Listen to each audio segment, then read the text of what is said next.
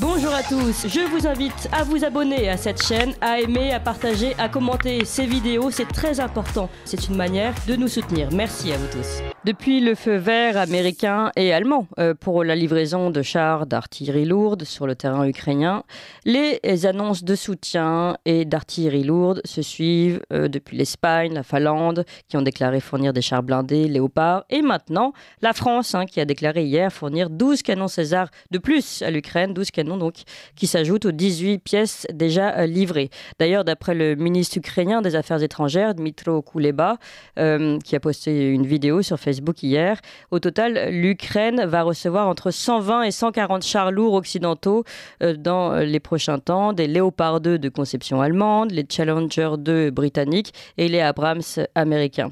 Alors, du point de vue international, évidemment, ça, on le sait déjà, l'OTAN salue cette aide militaire. Le Kremlin pointe de son côté une décision dangereuse qui va amener le conflit vers un nouveau niveau de confrontation.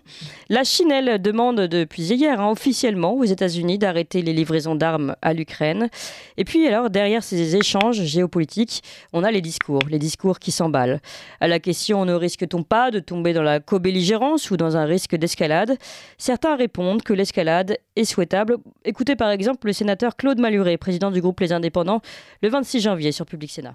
Donc, soit on veut la victoire, soit on veut pas l'escalade, mais on peut pas vouloir les deux à la fois. Et pour vous, l'escalade est nécessaire pour la victoire? Oui, et aujourd'hui, la victoire est nécessaire, parce qu'il s'agit, depuis un an, on a bien compris maintenant qu'il ne s'agit pas pour Poutine de détruire seulement l'Ukraine, mais de détruire l'ensemble de l'ordre européen démocratique, et donc il faut maintenant non plus défendre les Ukrainiens, mais les faire gagner.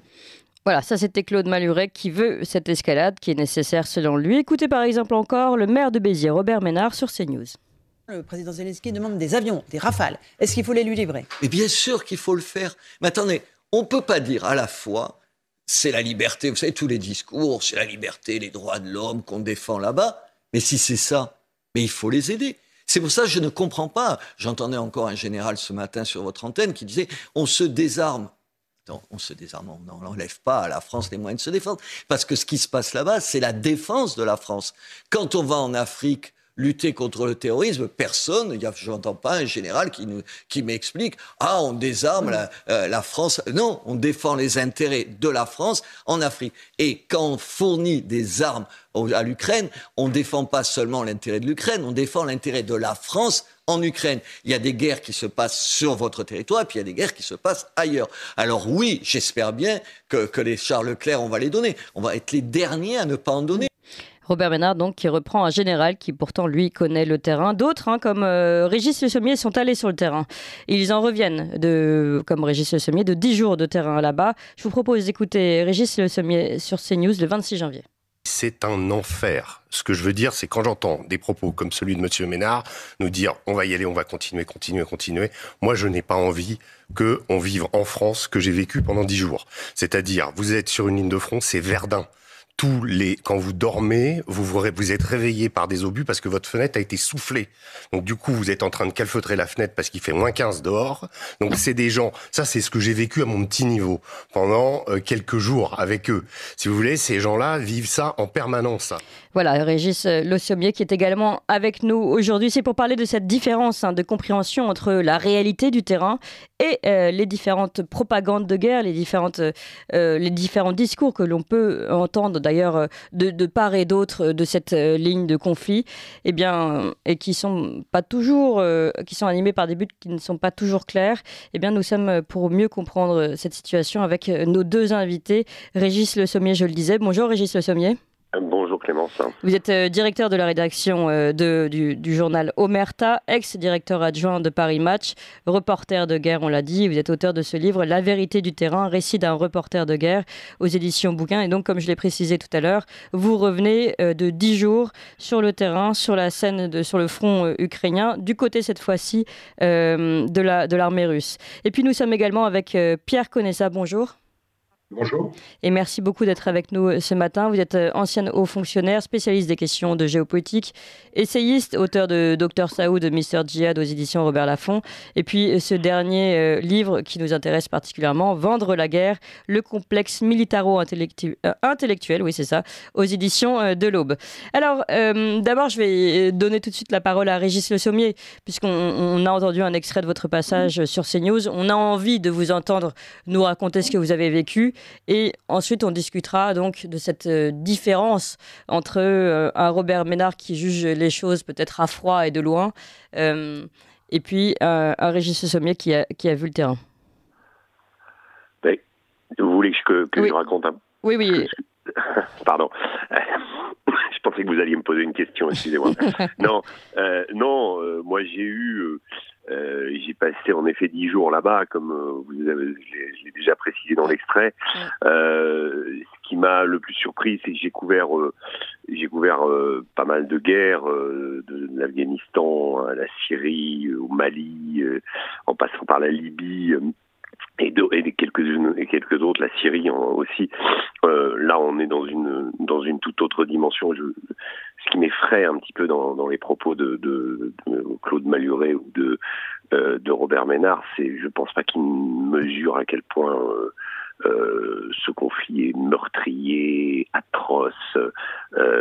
Comment des frères ennemis que sont l'Ukraine et la Russie aujourd'hui se saignent mutuellement dans ces friches industrielles du Donbass. Quand j'ai dit je ne veux pas avoir ça chez moi, j'ai eu tout à coup une espèce de retour de tout ce qu'ont pu vivre mon grand-père, par exemple, à Verdun, des choses qui étaient dissimulées dans la famille parce qu'il avait tellement souffert, il avait 17 ans, et là j'ai vu des gosses qui ont son âge, certains autres sont plus vieux, refaire la guerre et vivre avec les obus en permanence, c'est-à-dire cette espèce de... Vous savez, quand vous êtes dans ces zones-là, les combattants avec qui vous êtes sont entre deux mondes. Ce sont des gens qui ont accepté leur mort. Ils ont accepté qu'elle peut arriver à la faveur d'un calcul de tir d'une pièce d'artillerie qui passe à 1 mètre ou qui arrive directement sur eux. C'est constant. Et cet état de guerre, je ne le souhaite à personne. C'est ça que je veux dire. Je ne suis pas géopoliticien, je ne suis pas un militaire, un grand général. Mais ce que je remarque chez un certain nombre de généraux qui ont des propos de va-t-en-guerre comme ça, et même chez le Robert Ménard, qui a eu une carrière respectable en étant notamment à la tête de RSF, il a connu des reporters, il sait ce qu'est la réalité des reporters, mais il ne connaît pas ce qui se passe là-bas. Il ne connaît pas cette souffrance, il ne connaît pas la facilité qu'on a à dire allez, on va faire l'escalade, allez, on va y aller, on va aller plus loin, etc. Il faut abattre la Russie. Et puis, d'abord, le fait d'oublier un petit peu vite que la Russie est une puissance nucléaire, et peut-être la première du monde d'ailleurs, et qu'il y a toujours cette arme atomique donc l'Armageddon qui menace. Mais même au-delà de ça, le fait de livrer des chars, on sent bien, moi c'est mon point de vue personnel, que si on avait dû vouloir vraiment aider l'Ukraine, il fallait fournir à l'Ukraine des armes lourdes dès le début. Maintenant, c'est trop tard. Enfin, je pense, hélas, je pense que le conflit va continuer. On va arriver dans une situation qui sera un peu à la coréenne, avec une Ukraine de l'Est et une Ukraine de l'Est et du Sud, la partie russe et une Ukraine de l'Ouest, et que finalement donner des armes, ça va faire que figer davantage le front, parce que les Russes, je l'ai bien vu, se sont absolument barricadés. Contrairement à ce qu'ils ont pu faire dans l'histoire, ils ont appris très vite de leurs échecs, notamment de la gabegie de cette tentative d'encerclement de Kiev, de leur retrait de Kharkiv et puis de Kherson donc récemment, et ils se sont absolument barricadés. Donc chaque kilomètre carré que les Ukrainiens pourront reprendre avec une lettre de nos chars sera payé dans le sang et dans le sang ukrainien. Et c'est ça qui est terrible, parce que on envoie des gens à la mort, on envoie des gens en disant oui, on va vous aider, puis finalement nous on fait rien. Si on avait un peu de courage, il y aurait un leader qui dirait bon, ok, on y va et on envoie des troupes, mais personne va le faire parce qu'on n'a plus de courage et qu'on n'a pas non plus des leaders de l'État l'étoffe de Churchill, on n'a pas des leaders de l'étoffe d'Eisenhower ou même de Roosevelt. On a des gens qui ne connaissent pas la guerre. Jacques Chirac, quand il a refusé de s'engager en Irak, il connaissait la guerre. C'est quelqu'un qui a fait la guerre en Algérie. Colin Powell, qui était le plus réticent de l'administration Bush à aller en Irak, avait fait le Vietnam. Quand on a fait une guerre, on est tout à fait réticent à en recommencer une parce qu'on sait que c'est très facile de décider d'une guerre. En revanche, c'est très très difficile de l'arrêter. Vous pensez qu'aujourd'hui, il y a vraiment ce décalage, autant du côté des politiques européennes notamment, et françaises, et puis des discours que l'on peut entendre sur les plateaux télé comme ceux qu'on a diffusés, un décalage entre ces personnes qui finalement disent « Oui, mais il faut l'escalade est nécessaire quand même ». Je cite Claude Malhuret, président du groupe des indépendants au Sénat, et finalement les personnes qui connaissent vraiment le terrain. Mais c'est évident quand je vous dis, et c'est pas faire injure aux Ukrainiens de dire ça, c'est que on a eu une politique vis-à-vis d'eux de pleutre. On leur demande de se sacrifier jusqu'au dernier pour défendre en gros les intérêts de l'OTAN, parce que c'est pas vraiment les intérêts de l'Ukraine dont on s'en fiche éperdument de l'Ukraine dans le fond. Ce qu'on veut, c'est comment arriver dans les meilleures dispositions et peut-être potentiellement abattre la Russie, qui pour nous, pour ces gens-là, en tout cas, reste une menace. C'est une menace qui n'a jamais cessé depuis 80 ans, notamment dans les couloirs du Pentagone ou dans les officines de K Street à Washington, où il y a des gens qui rêvaient de cette revanche contre les Russes. Vous savez, pour certains Américains, la parenthèse djihadiste qui a duré 20 ans depuis la chute des talibans, enfin plutôt la chute des Twin Towers et le retour des talibans, n'a été qu'un dérivatif par rapport au combat essentiel, existentiel peut-être de ces gens-là, c'est-à-dire d'abattre la Russie et de revenir à ce vieil affrontement Est-Ouest. Bon, ça, c'est des fantasmes d'un certain nombre de personnes, de néoconservateurs. Personnellement, je pense que ces gens-là sont dangereux. Il faut jamais oublier que quand le monde a failli se retrouver au bord du chaos nucléaire à travers la crise des missiles de Cuba, ce sont les Russes qui ont fait le premier retrait. Vous aviez des gens au Pentagone, des généraux qui étaient prêts à déclencher l'arme nucléaire. Donc voilà, là-dessus, attention à ces discours, attention aux intérêts qui sont derrière, parce qu'on vend beaucoup d'armes en ce moment, et c'est sûr qu'il y a un certain nombre de lobbies d'armement qui se frottent les mains. Il y a des intérêts économiques, il y a les intérêts du gaz liquéfié américain, il y a les intérêts de l'économie américaine. Bon, est-ce que complètement c'est nos intérêts? On s'en rend compte que non, puisque on subit cette crise de plein fouet, et notre situation, nous Français, est moribonde. Donc on est pieds et poings liés avec ces Américains. On aurait mieux fait de prendre des voies un peu différentes et de revenir à la voie traditionnelle de médiatrice de la France dans ce conflit. On a vu Emmanuel Macron essayer, tenter de ce dialogue avec Vladimir Poutine, mais très vite il s'est rangé derrière les Américains, parce que malheureusement aujourd'hui la politique de l'Europe, c'est de se ranger derrière les Américains. Ouais. Alors Régis Le Sommier, vous avez dit des choses très intéressantes, notamment sur finalement aujourd'hui ces politiques de personnes qui ne connaissent pas la guerre. Peut-être que vraiment ça change aussi le visage des prochains des conflits à venir, et puis les lobbies qui sont derrière, les intérêts économiques. Ça, c'est la spécialité de Pierre Conessa. On va lui poser la question dans quelques instants, mais d'abord un rapide flash sur les informations. Ligne droite. Chevalier de la table ronde. Oui, oui, oui. Non, non, non. La table ronde. Pour en parler, nous sommes donc avec Régis Le Sommier, qui est directeur de rédaction d'Omerta, ex-directeur adjoint de Paris Match, auteur de La vérité du terrain, récit d'un reporter de guerre aux éditions Bouquin. Il revient donc de 10 jours sur le terrain, sur le front ukrainien. Et puis Pierre Conessa, ancien haut fonctionnaire, spécialiste des questions de géopolitique, essayiste et auteur notamment de ce livre « Vendre la guerre, le complexe militaro-intellectuel » aux éditions de l'Aube. Et c'est tout notre sujet aujourd'hui, Pierre Conessa. Vous avez entendu donc le retour de Régis Le Sommier de son expérience sur place et peut-être aussi son analyse sur le décalage de maintenant, peut-être de politiques aussi qui ne connaissent plus la guerre, qui ne savent plus vraiment ce qu'elle signifie sur place. Et puis évidemment derrière aussi les intérêts toujours économiques, les lobbies d'armement, etc. Vous confirmez cette analyse? Oui, ce qui m'a surpris dans le début de votre analyse et dans l'intervention de Régis Le Sommier, c'est que vous avez cité deux témoignages, l'un d'un ancien humanitaire, Malhuret, l'autre d'un ancien défenseur de la liberté de la presse, Robert Ménard, qui sont devenus des bellicistes de plateau télé. Ouais. C'est-à-dire, effectivement, ils incitent, si vous voulez, à ce qu'on livre et ce qu'on soutienne, voire qu'on arrive jusqu'au point bascule de la guerre, mais sans jamais proposer d'y aller. Et c'est ça qui est le véritable transformation qu'on a connue après 91, c'est-à-dire après la disparition de l'URSS. C'est ce que j'ai appelé le complexe militaro-intellectuel, qui me paraît aujourd'hui beaucoup plus puissant que le militaro-industriel, qui était un peu l'analyse d'Eisenhower en 1953, et on était en pleine guerre froide, on était dans la montée en puissance de la belligérance possible des deux super grands. Aujourd'hui, on est dans une situation complètement différente. Et je dirais presque, avec la disparition de l'URSS et surtout après la guerre du Golfe, si vous voulez, c'est devenu une espèce d'open bar. C'est-à-dire, on vous dit, attendez, il y a 400 crises à la surface de la planète. Moi, je vais vous dire laquelle est la plus importante, celle dans laquelle il faut intervenir. Je connais les gentils, je connais les méchants. Bon, et la figure de proue de ce système-là, c'est évidemment BHL.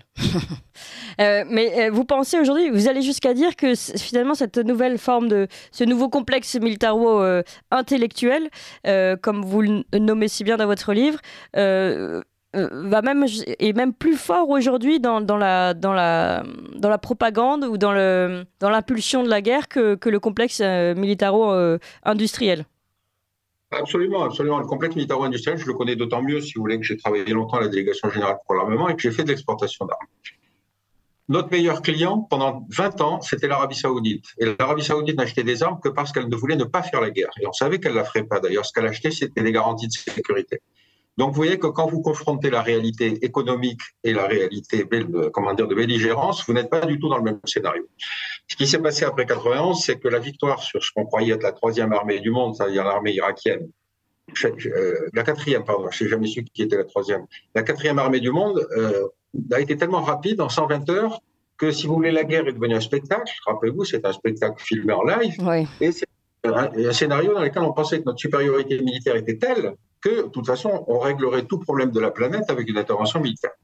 Or, on s'aperçoit d'abord qu'aucun des problèmes et des interventions qu'on a fait dans ces 15 dernières années n'a été résolu par une intervention militaire. Voire pire, voire empiré. Et oui, absolument.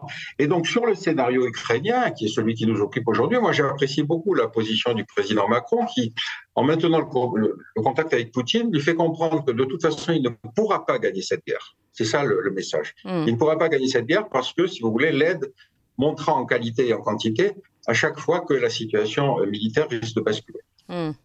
Maintenant, une remarque qu'il faut garder à l'esprit, si vous voulez, sur la position des Russes.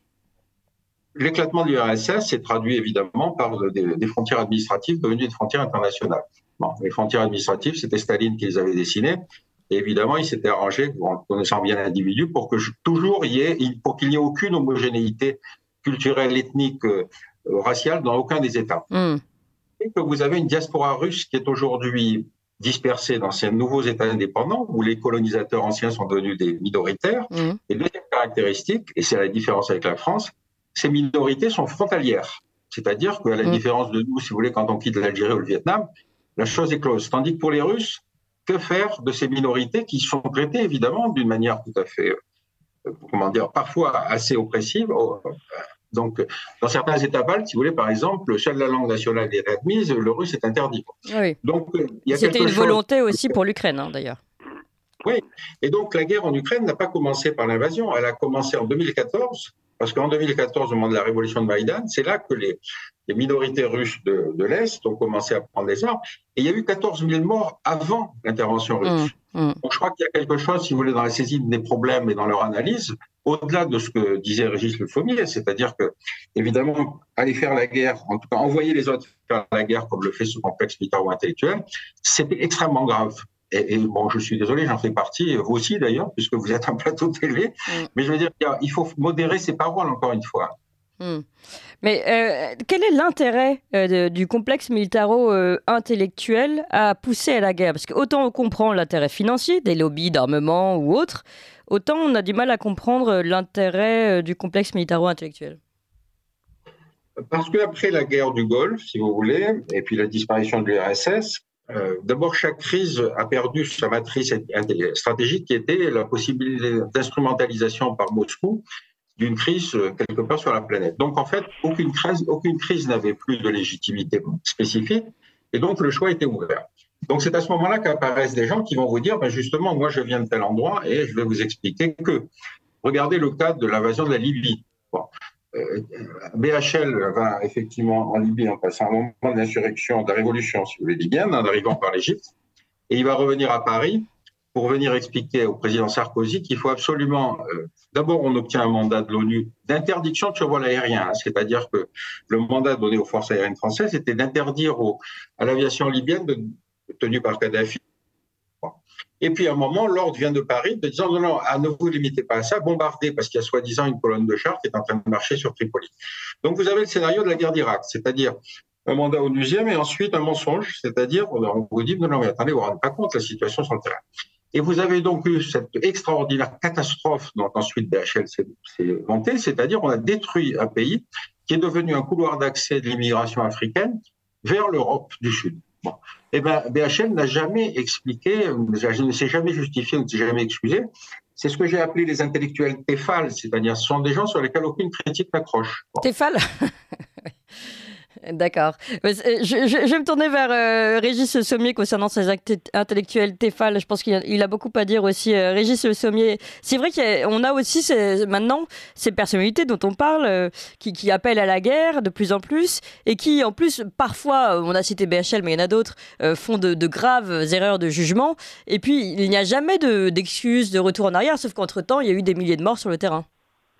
Oui, enfin, ça c'est. Vous prenez l'exemple le plus parachevé c'est vrai que c'est ce concept de complexe militaro-intellectuel par Chaplin avec Bernard-Henri Lévy.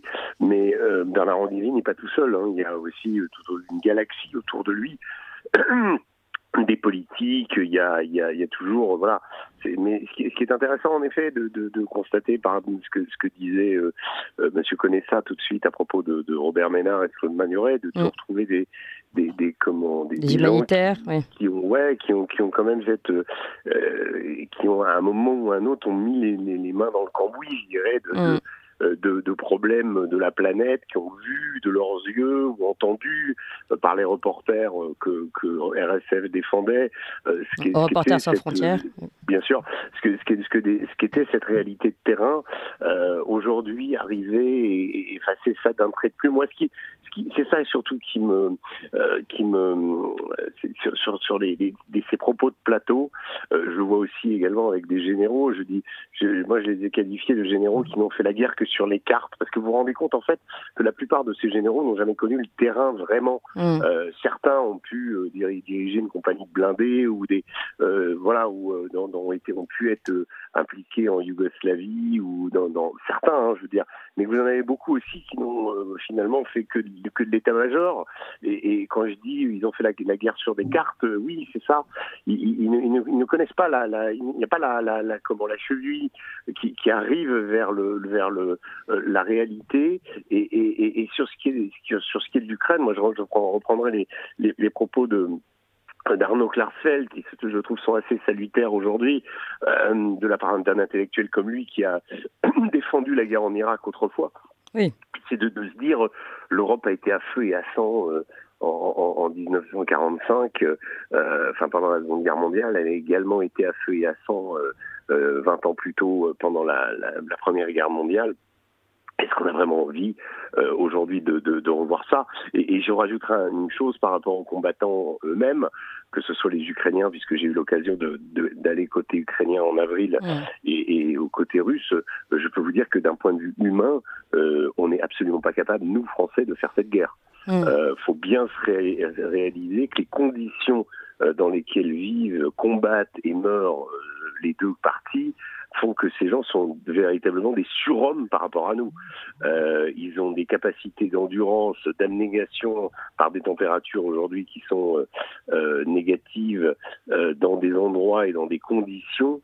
C'est proprement stupéfiant, et c'est là où on dit oui, on va aller défendre l'Ukraine. Oui, on va aller défendre l'Ukraine, mais on se rend compte que tout ça c'est ces histoires de chars, tout ça, c'est cosmétique presque. Oui.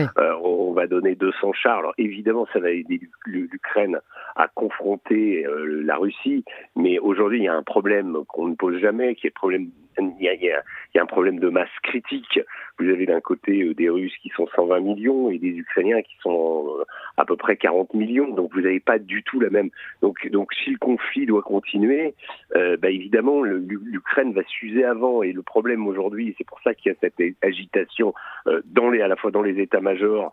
D'ailleurs, ce qui est très intéressant, c'est ce qu'il faut se réaliser dans cette guerre, c'est que pour revenir sur la question des politiques ou des intellectuels, aucun des politiques et des intellectuels à ce stade, ni même des diplomates, avec en premier lieu Anthony Blinken, le chef de la diplomatie américaine, ne prononce jamais le mot de négociation ou le mot de paix.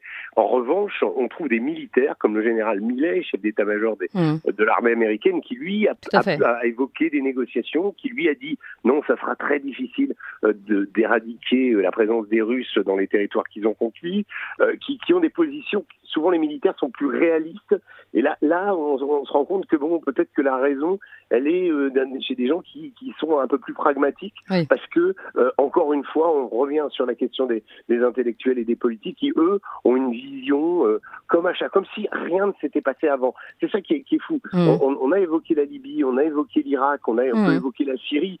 Ou même le passé de l'Ukraine depuis 2014.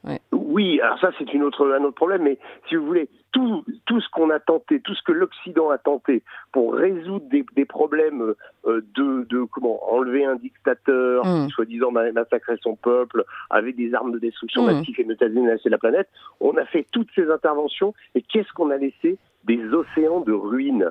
Et sur l'Ukraine, on va faire la même chose. Et la question, alors on le fait, oui, j'entends Robert Ménard, c'est la démocratie mais la démocratie, mais qu'il regarde un peu ce qu'était l'Ukraine avant le 24 février, qu'il regarde un peu que c'était le pays le plus corrompu du monde, le pays où se livre tout un tas de trafics, un pays qui est gouverné par des oligarques, exactement comme la Russie. C'est-à-dire que tous les mots dont on affuble la Russie et qui sont réels sur le rôle des oligarques, le rôle de la corruption, etc., existent en Ukraine, et c'est un des pays les plus corrompus du monde. Donc, défendre la démocratie, quelle démocratie? L'Ukraine n'est pas une démocratie. Quand on interdit tous les partis politiques, comme l'avait M. Zelensky, on n'est pas dans une démocratie. Alors dire, oui, on défend, vous savez, j'ai entendu ce truc un nombre de fois incroyable, même au Sahel, ce qui était une hérésie. Je me souviens de Florence Parly nous expliquer que on défendait, on avait nos troupes au Sahel. Moi, j'y étais, j'ai passé beaucoup de temps avec l'armée française là-bas, et qu'on défendait, en fait, on combattait les djihadistes là-bas pour qu'ils ne viennent pas chez nous. Alors oui, en Syrie, en Irak, les djihadistes venaient chez nous et ils ont fait le Bataclan. Mais jamais aucun djihadiste du Sahel n'est venu faire des attentats en France. Donc, à chaque fois, on se gargarise de mots, on essaye d'expliquer des choses pour des raisons, pour expliquer notre présence. Et là, on va dire, ça y est, c'est le grand combat de la démocratie. Souvenez-vous, et je termine là-dessus, que c'était exactement sur ces mêmes positions que George Bush et un tas d'intellectuels, d'ailleurs souvent les mêmes comme BHL à l'époque, nous ont vendu la guerre en Irak, une guerre qui a été vendue sur des mensonges, sur des armes de destruction massive qui n'existaient pas et qui a laissé un Moyen-Orient à feu et à sang. Oui, mais vous faites bien de le rappeler, Régis Le Sommier, tout à fait. Moi, il y a un élément que je ne comprends pas, finalement, d'après tout ce que vous nous dites. Et puis, vos retours de terrain, et vous n'êtes pas le seul tout de même à faire des retours de terrain. C'est cette volonté des intellectuels de ne pas regarder la réalité en face à ce sujet. De ce qu'on dit. J'ai déjà vu sur des plateaux des gens qui vous apostrophent, vous revenez de là-bas, qui ne vous croient pas. Oui, mais j'ai un extrait. On parle encore avec vous, Régis Le Sommier et Jean-François Colosimo, qui disent que vous avez vu ne change rien. Écoutez rapidement. Côté ukrainien, où je suis allé en avril, puisque j'ai fait un reportage avec les volontaires français qui allaient accompagner, qui allaient rejoindre l'armée ukrainienne pour combattre. Donc j'ai vu les deux camps, j'ai vu l'état d'esprit des deux côtés. J'ai passé 10 jours en Ukraine et là j'ai d'y passer 3 semaines. La vraie question que je me pose quand je vois ça, c'est de me dire, voilà, aujourd'hui, en fait, ce dont je me rends compte, c'est que dans une guerre comme ça, il y a des gens qui sont motivés pour faire cette guerre, mais les 3/4 des gens, en fait, font avec ce qu'ils ont, font avec une situation qui ne leur a pas été, et ça, ce n'est pas voilà, ils font avec les moyens du bord. Quand on parle de Kherson aujourd'hui en disant on déporte les gens de Kherson, non, on déporte pas des gens qui sont majoritairement pro-russes et qui en majorité soutiennent cette invasion. Je ne me base pas sur une posture morale ou sur quelque chose qui m'aurait été donné condamné a priori. Je vais voir ces gens.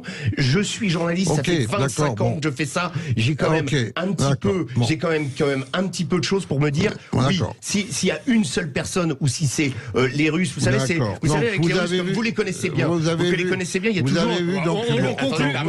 Vous avez vu ce que vous avez vu. Je pense que ça n'apporte pas grand-chose à la réalité de la situation.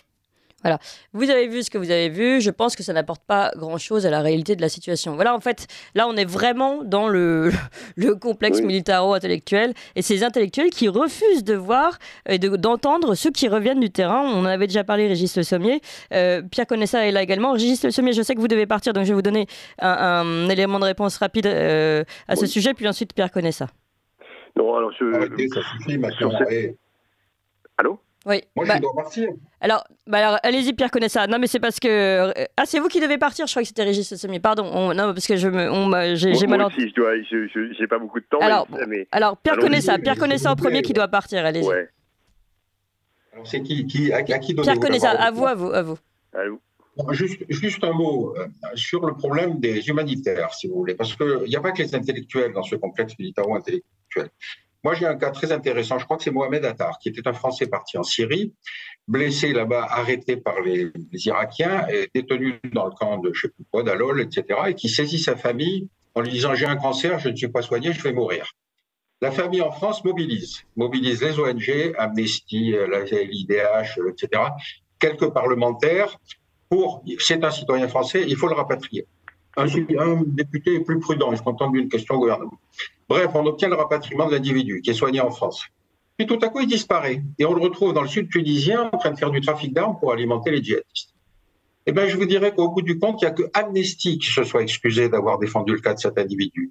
C'est-à-dire que vous êtes dans un système auto-blanchissant. Si vous défendez des principes qui sont en fait des principes bellicistes au prétexte que ces gens sont des citoyens français, je vous signale que dans le Code civil, il est possible de déchoir d'une nationalité française un individu qui a pris les armes contre l'armée française. Or, c'est une procédure que nous n'avons quasiment jamais utilisée.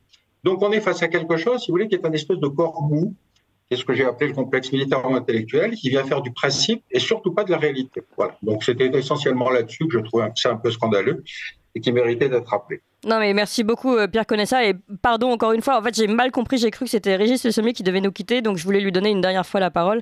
Mais évidemment, voilà, erreur de ma part. Oui, donc Régis Le Sommier également pour réagir à ce sujet. Non, moi je trouve ça assez regrettable de la part de Monsieur Colosimo. Enfin, je reviens à ces échanges. C'était quelqu'un qui a une connaissance absolument gigantesque de la Russie et de ne pas moi je sais qu'il a dit dans ses interviews, je me souviens, j'ai parlé de Cosaques avec qui j'ai passé du temps. Il dit oui, ces abrutis de Cosaques. Oui, effectivement, les soldats peuvent avoir un côté abruti et les Cosaques y compris. Mais je trouvais que c'était une façon de balayer tout argument qui pouvait venir éclairer une situation, parce que c'était pas n'importe quoi. Ce que je disais, on parlait de l'évacuation de Kherson à l'époque. La tension était de ce côté-là. Et je trouve que de la part d'un intellectuel comme lui, qui connaît bien la Russie, qui justement est le contraire, a priori, pour moi, d'un déconnecté, c'était assez regrettable. Alors peut-être qu'il y avait d'autres intérêts, peut-être que voulait-il accrocher un strapontin quelque part, ou se faire nommer, parce que souvent, les intérêts des intellectuels, c'est justement d'aller courtiser des politiques, et il y a quelque chose de biaisé derrière. Qui par contre en revanche chez moi n'existe pas. Donc voilà, je trouve ça, je trouve aussi cette espèce de, il y a aussi une situation, et je terminerai là-dessus, assez malsaine, je trouve, avec cette guerre en Ukraine, peut-être pire que la guerre en Syrie avant, c'est-à-dire qu'il y a une narration qui est imposée et pour laquelle finalement on va dire oui, les Ukrainiens par exemple, imaginons, on va dire les Ukrainiens n'avancent plus, la contre-offensive est arrêtée, et on va vous dire attention, si vous dites ça, vous êtes pro-Poutine.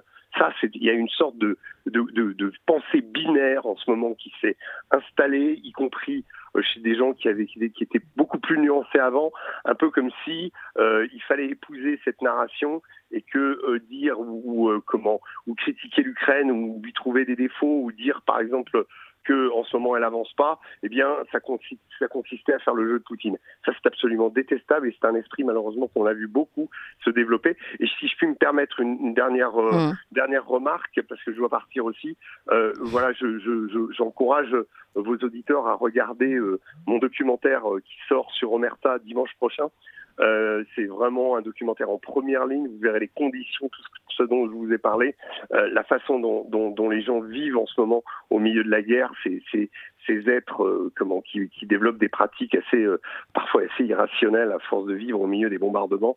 Et que voilà, moi j'ai vu ça pendant 10 jours à mon petit niveau, et j'ai absolument pas envie de voir l'Europe à feu et à sang, comme le dit Arnaud Klarsfeld, revenir, et qu'on ait une troisième guerre mondiale aujourd'hui. Voilà.